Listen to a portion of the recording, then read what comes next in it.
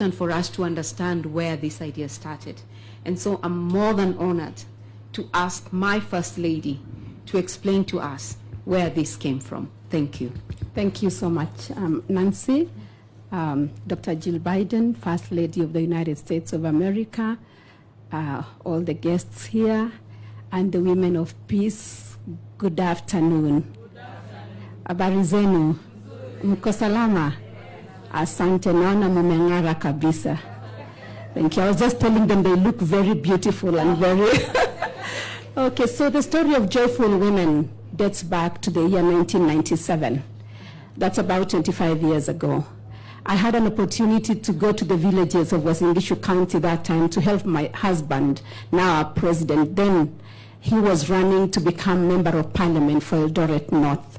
I was a young girl. We had just gotten married. I was about 27 years old. So I went as a good wife and a good mother to go meet the mothers and the youth and just to see what was happening and help him campaign to become the member of Eldoret North. That was in 1997, and he was running for the first time. And so as I went crisscrossing the villages asking for votes, I met women, I met young people. But I'll never forget this day when I met this particular group of women. They were seated not very far from the road, about 50 of them. And I stopped to go talk to them just to ask for votes. But something different caught my attention. As the women sat on the ground, just listening to a young girl talking to them, I noticed one woman that was seated right in front of me. She looked like she had not had breakfast. She looked emaciated. She didn't have shoes. And yet, what caught my attention was a broad smile that she had. And when I looked at them and I looked at her, I made a prayer to God. And I said, if my husband makes it to parliament, I would like to come back and do something with these women. Because what I saw was not very acceptable. Because I was wondering, if a mother can leave her house without shoes to come for that kind of a meeting, then what was the situation at home? What about her children? And many things went round my head. Anyway, by God's grace, my husband was elected for the first time as member of parliament for Eldoret North. And of course, we came to Nairobi where we lived with a young family. But the picture of that particular lady that sat there that morning never left my mind. And I kept wondering, what will I do? God has given me an opportunity now to become a wife of a member of parliament of that region. What would I do? And I kept wondering, and I kept asking, and I kept talking to people, because for me, I was looking for sustainability. I was looking for something that these women would do, that they would not ever even want to go borrowing things or doing that kind of thing. And 12 years down the line, I will never forget that day in my office. I used to run a travel agency.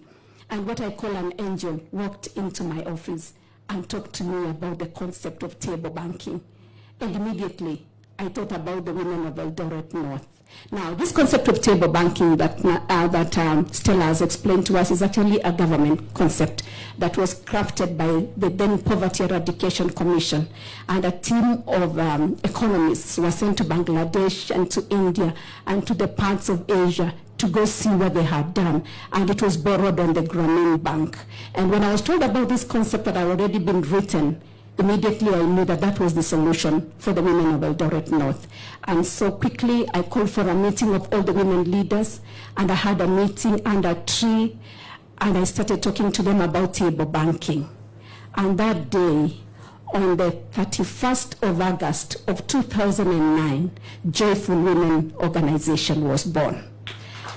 And we named this organization Joyful Women because of that one woman that did not have shoes, looked like had not had breakfast, yet had a broad smile. Just to say that sometimes in life, you may not have everything, but nobody can take the joy away from you. And we say that we want to spread this joy across the nation of Kenya and across the nations of the world. That joy that emanates from a woman, you know, that smile. And we said we want this joy just to to be seen in every woman. And I'm glad this morning, this afternoon, that I can see the women of peace very joyful.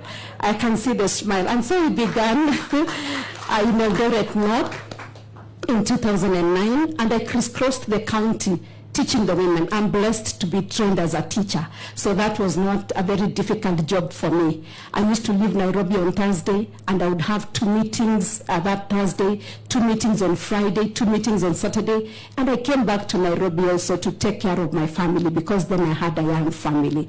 And so we began with Eldoret North, and when my husband became deputy president in 2013, we had the opportunity to spread joyful women across the nation. And we crisscrossed Kenya, and I really thank God for the opportunity of giving me this platform. It enabled me to travel to the places in our country that I had never traveled to. And we actually went to 46 out of the 47 counties of our nation. And I was so glad just to see the diversity of our women. You go to Lamu, you see the women of Lamu. You go to Kisumu, you see the women of Kisumu. You go to Kisii, the women of Kisii, Nakuru. And we brought joyful women to these women and to their homes. And today, we are glad that joyful women are spread across the counties. And today, we have about 150,000 women who are members of Joyful Women Organization. We have about 11,000 groups, and we continue to spread the joy. And not to be ignorant of the fact that we've had our own challenges, especially during COVID-19. We really had challenges with the women meeting, because when they said that people could not meet, then our women could not meet. But we thank God that we've been able to overcome that, and today God has given us a platform to change the lives of women, because when they borrow this money on the table, they are able to do enterprises. You know, we know that many other times women do not have collateral to go to the commercial banks to borrow money, because the collaterals that the women would really have maybe would be title deeds and things like that. But in the African culture, we know that really women do not own land. But we thank God, because things are changing in the 21st century. And even as we empower these women, we know that they have stories to tell us, testimonies, women that could not even go to meetings. We have brought dignity back to the women. One woman told me that anytime they went for meetings in the villages, they used to be told to sit on the grass.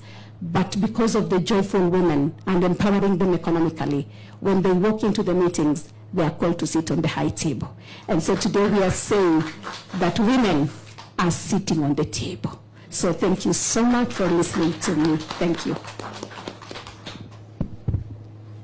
Thank you so much, Your Excellency, for enabling the women of Kenya to participate in the economic development of our nation, for enabling the women of Kenya to have a voice, for enabling the women of Kenya to be able to be confident in who they are, in what they can achieve, and to be confident that they can also be participants around the table.